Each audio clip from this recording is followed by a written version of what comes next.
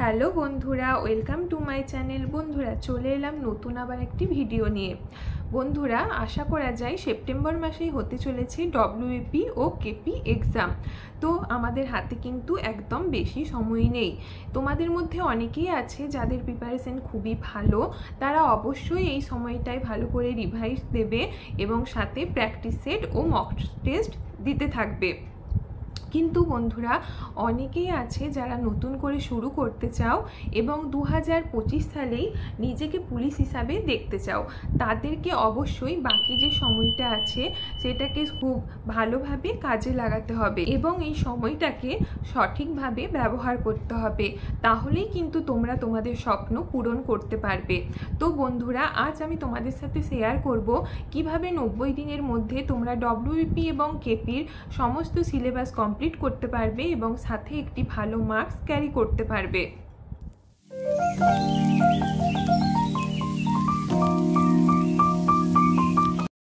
তো বন্ধুরা, যে কোনো এক্সাম দেওয়ার আগে তো সেই এক্সামের প্যাটার্ন সম্পর্কে আমাদের একটি ক্লিয়ার ধারণা থাকা প্রয়োজন। তো চলো, আমি এখানে তোমাদের ডব্লিউপি কেপি এক্সামের প্রিলিমস এবং মেন্স দুটোরই এক্সাম প্যাটার্ন শেয়ার করেছি। যেহেতু ডব্লিউপিতে এখন একটি পরীক্ষা, কেপি কনস্টেবলেই একমাত্র প্রিলিমস হবে, তো সেই জন্য আমি তোমাদেরকে প্রিলিমসের যে এক্সাম প্যাটার্ন আছে সেটাও তোমাদের সাথে শেয়ার করে নিয়েছি। তো বন্ধুরা, আমাদের প্রথমেই দেখতে পাচ্ছ জেনারেল অ্যাওয়ারনেস এবং জিকেতে প্রিলিমসে থাকে 40 নাম্বার এবং মেন্সে সেখানে 25 নাম্বার থাকে, ম্যাথামেটিক্সে 30 আর রিজনিংয়ে 30। তো প্রিলিমসে এখানে 100 মার্কস থাকে এবং প্রিলিমসের মার্কসটি শুধুমাত্র কোয়ালিফাইং মার্কস। আর বন্ধুরা, মেন্সে আমরা জিকেতে 25, ম্যাথামেটিক্সেও 25, রিজনিংয়েও 25 আর ইংলিশে থাকে 10। তো টোটাল 85 মার্কস এবং তার সাথে বন্ধুরা 15 মার্কসের থাকে ইন্টারভিউ। তো 100 মার্কস। এই 85-এর মধ্যে যে যতটা স্কোর তুলে রাখতে পারবে সে ততটাই কিন্তু সেফটি জায়গায় থাকবে। তো বন্ধুরা, কেবলমাত্র কেপি কনস্টেবলেই প্রিলিমস হবে। এরপর থেকে পুলিশ বোর্ডের কনস্টেবলের যে কোনো পরীক্ষায় একটাই এক্সাম হবে, মেন্স এক্সাম হবে এবং তারপরে পিএমটি এবং পিইটি হবে। তো মেন্স এক্সাম বুঝতেই পারছো, আমাদেরকে নিজেদেরকে একটা কিন্তু ভালো মার্কস তুলে রাখতে হবে, নিজেদেরকে সেফ জায়গায় রাখার জন্য। বন্ধুরা, ডব্লিউপি কেপি ছাড়াও যে কোনো কম্পিটিটিভ এক্সাম ক্র্যাক করার ক্ষেত্রে যে 3টি বিষয় সম্পর্কে আমাদের নজর রাখতে হবে, মেনলি ফোকাস দিতে হবে, সেটি প্রথমেই বলবো আমি সিলেবাস। বন্ধুরা, সিলেবাস সম্পর্কে একটি ক্লিয়ার কনসেপ্ট নিজেদের মধ্যে রাখতে হবে। তারপর তোমাদেরকে কিন্তু প্রিভিয়াস ইয়ারের কোশ্চেন ফলো করতে হবে। প্রিভিয়াস ইয়ারের কোশ্চেন ফলো করলে তোমরা নিজেরাই বুঝতে পারবে কোনখান থেকে বেশি কোশ্চেন আসছে, কোন টপিকটা বেশি ইম্পর্টেন্ট এবং তোমাদের নিজেদের উইক পয়েন্টগুলোও কিন্তু তোমরা মার্ক করতে পারবে। আর তারপরে বন্ধুরা, তোমাদেরকে এক্সামের আগে কিন্তু মক টেস্ট দিতে হবে। তোমরা যত বেশি মক টেস্ট দিতে পারবে তোমাদের হাতের স্পিডও বাড়বে এবং তোমরা বিভিন্ন টাইপের কোশ্চেন দেখতে পাবে। সেখানে দেখবে যে বিষয়গুলি তোমাদের পড়া হয়নি এমনও অনেক হয়তো কোশ্চেন আসছে, সেগুলিকেও একটু ডিটেলসে জেনে নিতে পারবে। তো তোমাদের জানার পরিধিটা অনেকটাই বাড়বে। সেই জন্য বন্ধুরা, পরীক্ষার আগে বেশি করে মক টেস্ট দেওয়া প্রয়োজন। আমরা এখানে দেখলাম 4টি বিষয় আছে, ম্যাথামেটিক্স, রিজনিং, জিকে, জিএস এবং ইংলিশ। তো আমি তোমাদের প্রতিটি পার্ট নিয়ে ডিটেলসে আলোচনা করব, কিভাবে বিগিনার্সরা শুরু করবে এবং যাদের ভালো প্রিপারেশন আছে, যারা রিপিটার্স, তারা কিভাবে এই সময়টাকে কাজে লাগাবে। চলো বন্ধুরা, প্রথমেই দেখে নেওয়া যাক ম্যাথস। আমরা জানি ম্যাথামেটিক্স এবং রিজনিং এগুলি হচ্ছে স্কোরিং সাবজেক্ট। তো বন্ধুরা, ম্যাথসে আমাদের প্রতিদিন 3 থেকে 4 ঘন্টা টাইম দিতে হবে।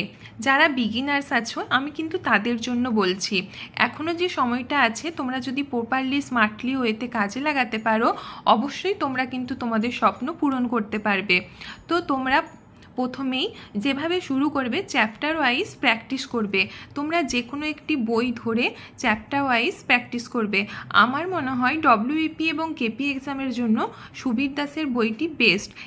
চ্যাপ্টার ওয়াইজ প্র্যাকটিস করবে, যেখানে আটকে যাবে তোমরা সেই সেটা ইউটিউবে সার্চ করবে, সেখানেও সলিউশন পেয়ে যাবে। বা কারো যদি কোচিং আছে বা স্যার আছে তাহলে তো কোনো প্রবলেম নেই, সেখান থেকেও তোমরা কিন্তু সলিউশন পেয়ে যাবে। যেহেতু তোমরা নতুন শুরু করছো তো তোমরা একদিনে একটা চ্যাপ্টার কখনোই শেষ করতে পারবে না। তোমরা উইকলি 3টে করে চ্যাপ্টার কমপ্লিট করবে। উইকলি মানে দুদিনে তোমরা হয়তো একটা চ্যাপ্টার কমপ্লিট করলে এবং যে একদিন থাকলো তোমরা সেই দিনটাই রিভাইজ করবে। তো বন্ধুরা, দুদিনে একটা চ্যাপ্টার শেষ করে নেওয়া যাবে এবং দুদিনে একটা চ্যাপ্টার শেষ হয়ে যাওয়ার পর তোমরা চ্যাপ্টার ওয়াইজ টেস্ট দেবে। তোমাদের যদি কোনো প্ল্যাটফর্ম নেওয়া থাকে যেমন টেক্সট বুক বা অন্য কিছু, সেখান থেকে তোমরা কিন্তু চ্যাপ্টার ওয়াইজ টেস্ট ইজিলি পেয়ে যাবে এবং সাথে বিভিন্ন টেলিগ্রাম চ্যানেলেও দেখবে মক টেস্টের সিরিজ থাকে, সেখান থেকে কিন্তু তোমরা মক টেস্ট দিতে থাকবে। তাহলে সেখানে দেখবে নতুন নতুন যে তোমরা ম্যাথগুলো করেছো সেগুলো ছাড়াও আরও নতুন নতুন কিছু আইটেম পাবে। তো বন্ধুরা, এক একটা চ্যাপ্টার যখন শেষ হবে তো সেই দুদিন পর তোমরা সেই চ্যাপ্টার ওয়াইজ একটা করে টেস্ট দিয়ে দেবে। তো বিভিন্ন প্ল্যাটফর্মে যেমন ধরো যাদের টেক্সট বুক আছে সেখানে দেখবে প্রচুর চ্যাপ্টার ওয়াইজ টেস্ট আছে এবং তাছাড়াও টেলিগ্রামের বিভিন্ন প্ল্যাটফর্মে, এছাড়া তো ইউটিউবে পেয়ে যাবে এবং সাথে বন্ধুরা মক টেস্ট দিতে থাকবে। তাহলে তোমরা ম্যাথসে কিন্তু ভালো একটি স্কোর তুলতে পারবে। এরপর আসছি আমি রিপিটার্সদের কথায়।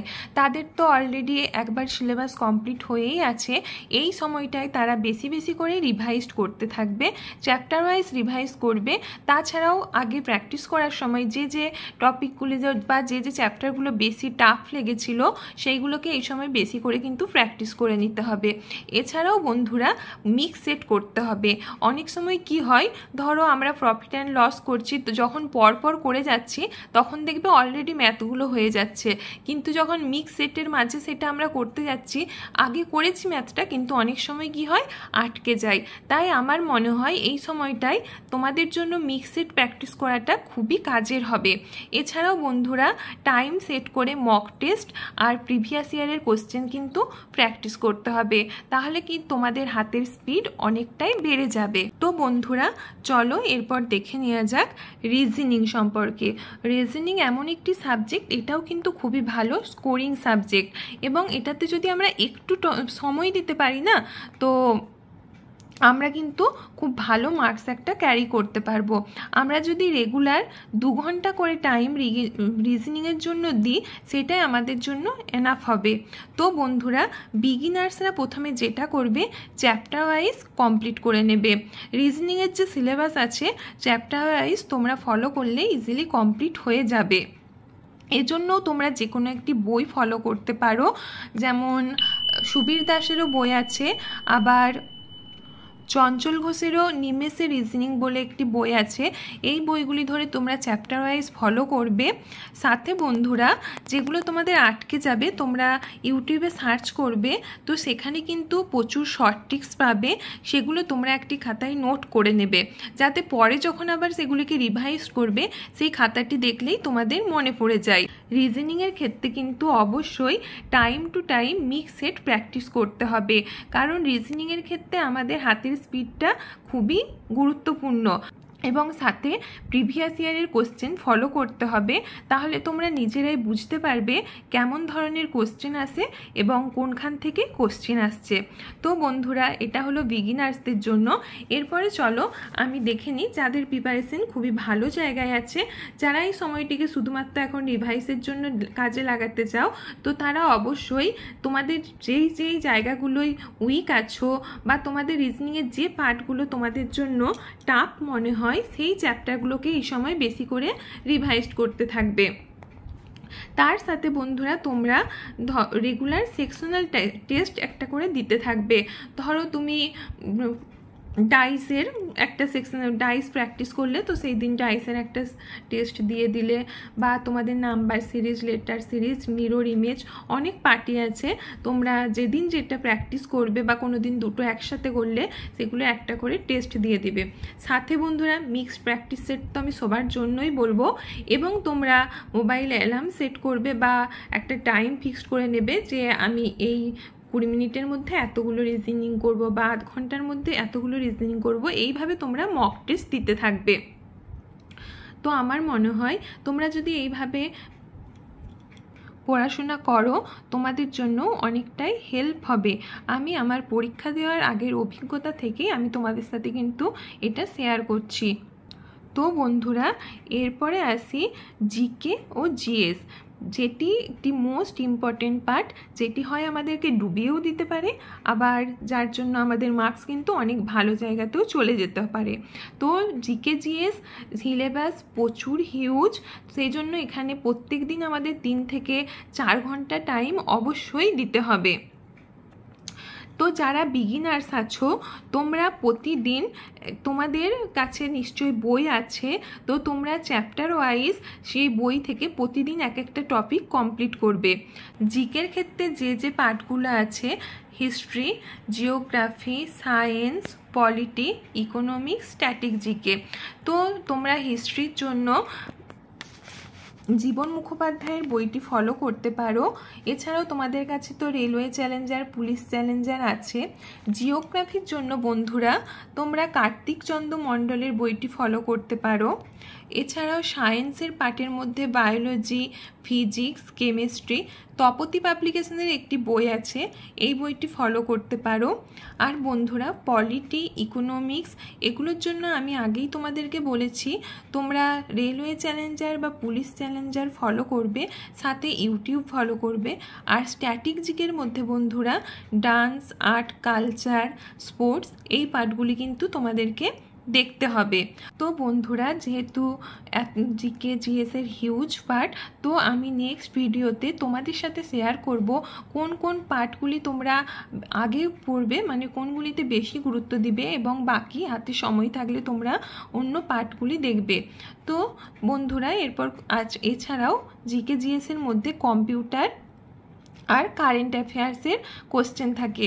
কারেন্ট অ্যাফেয়ার্স কিন্তু 3 থেকে 4টে থাকে, তোমরা সেখানে 2টো হয়তো টার্গেট করে নিতে পারো। আমার মনে হয় বিগিনার্সদের জন্য কারেন্ট অ্যাফেয়ার্সে রেগুলার টাইম দেওয়ার কোনো দরকার নেই। তোমরা এক্সামের 15 দিন আগে দেখবে ইউটিউবে প্রচুর ম্যারাথন ক্লাস থাকে, সেই ক্লাসগুলো ফলো করে নিতে পারো। এছাড়াও বন্ধুরা প্রিভিয়াস ইয়ারের কোশ্চেন কিন্তু ফলো করতে হবে। এরপর আসি আমি রিপিটার্সদের ক্ষেত্রে। জিকের সিলেবাস এতই হিউজ, যতই পড়বে না কেন কমপ্লিট হতেই চায় না। তো তোমাদের কমপ্লিট যে জায়গাগুলো হয়ে গেছে সেগুলোকে বেশি বেশি করে রিভাইজ দিতে হবে, এবং সেখান থেকে আরও যত ইনফরমেশন পারবে সেটা গ্যাদার করবে। তো তারপরে বন্ধুরা যে পার্টগুলো বাকি আছে সেগুলো ওই সময় কমপ্লিট করে নেবে, এবং তোমরা যে টপিক শেষ করছো সেই দিন সেই টপিকের একটি করে সেকশনাল টেস্ট এবং মিক্স সেট দিতে থাকবে। আর তোমাদের যেহেতু সিলেবাস কমপ্লিট হয়েই আছে, তো তোমরা রেগুলার ইউটিউবে যে ম্যারাথন ক্লাসগুলি থাকে, ধরো ভূগোলের ম্যারাথন ক্লাস বা ইতিহাসের ম্যারাথন ক্লাস না হলেও যে প্রতিদিন রেগুলার ইউটিউবে ক্লাস থাকে সেই একটি করে ক্লাস দেখে নিতে পারো, তাহলে কিন্তু তোমরা আরও বেশি তথ্য সংগ্রহ করতে পারবে। আর বন্ধুরা তোমাদের জন্য বলবো, তোমরা যদি কারেন্ট অ্যাফেয়ার্সের জন্য মান্থলি পিডিএফ থাকে টেলিগ্রামে তোমরা পেয়ে যাবে, সেই মান্থলি পিডিএফগুলি ফলো করতে পারো। বা রেগুলার ইউটিউবে অনেক চ্যানেল আছে যেখানে সকালেই হয়তো কারেন্ট অ্যাফেয়ার্সের ভিডিও দেওয়া হয়, বা অন্য সময় রেগুলারিটি মেনটেন করে কারেন্ট অ্যাফেয়ার্সের ভিডিও দেওয়া হয়, সেখানে তোমরা বন্ধুরা সেখান থেকেও ফলো করতে পারো। এছাড়াও মক টেস্ট তো দিতেই হবে। এরপর চলো বন্ধুরা দেখে নেওয়া যাক ইংলিশ। তো বন্ধুরা আমরা দেখেছি ডব্লিউপি কেপিতে ইংলিশের মার্কস অনেকটাই কম থাকে, 10 মার্কস থাকে, কিন্তু তা বলে আমরা সম্পূর্ণভাবে ইংলিশটাকে অ্যাভয়েড করতে পারবো না। ইংলিশের জন্য আমাদের দিনে 1 থেকে 2 ঘন্টা, 2 ঘন্টা না হলে 1 থেকে 1.5 ঘন্টা সময় কিন্তু আমাদেরকে দিতেই হবে, কারণ 10টা কোশ্চেনের মধ্যে তোমাদেরকে টার্গেটে 4-5 তো রাখতেই হবে। তো বন্ধুরা ইংলিশের 2টি পার্ট থাকে, ভোকাবুলারি আর গ্রামাটিক্যাল পার্ট। ইংলিশের ক্ষেত্রে এইভাবে বলা যায় না যে গ্রামাটিক্যালের পার্টটি করে গেলেই হবে বা ভোকাবুলারি পার্ট করে গেলেই হবে। বন্ধুরা আমি বলবো তোমরা ভোকাবুলারি পার্টের জন্য প্রিভিয়াস 5টি ইয়ার্সের পুলিশ বোর্ডে যা যা এক্সাম হয়েছে সেই প্রিভিয়াস ইয়ারের কোশ্চেনগুলো কিন্তু ফলো করতে পারো। যেমন ভোকাবুলারি পার্টের ক্ষেত্রে অ্যান্টোসিনো এগুলোর থেকে কোশ্চেন একটু বেশিই থাকে, তো আমি পরে তোমাদেরকে ডিটেলসে শেয়ার করে দেবো কোন কোন পার্টগুলো তোমরা বেশি জোর দেবে। আর বন্ধুরা গ্রামাটিক্যাল পার্টের ক্ষেত্রে যে 3টি টপিক মেনলি দেখতেই হবে, parts of speech, voice change আর ন্যারেশন, এগুলো কিন্তু তোমাদের দেখতেই হবে বন্ধুরা। এছাড়াও তোমাদেরকে রেগুলার তোমরা টেস্ট না দিতে পারলেও ধরো উইকলি তোমাদেরকে কিন্তু 3টি করে সেকশনাল টেস্ট দিতে হবে। তো বন্ধুরা আমি তোমাদের সাথে ডিটেলসে শেয়ার করলাম তোমরা কিভাবে এই 90 দিন সময়টাকে কাজে লাগাবে, কোন কোন দিকের ওপর বেশি জোর দেবে, কিভাবে প্রিপারেশন নেবে। তো এরপর আমি নেক্সট ভিডিওতে তোমাদের সুবিধার জন্য ডিটেলসে চ্যাপ্টার ওয়াইজ প্রতিটি পার্ট থেকে ডিটেলসে আলোচনা করব কোন কোন চ্যাপ্টারগুলি তোমরা বেশি গুরুত্ব দেবে।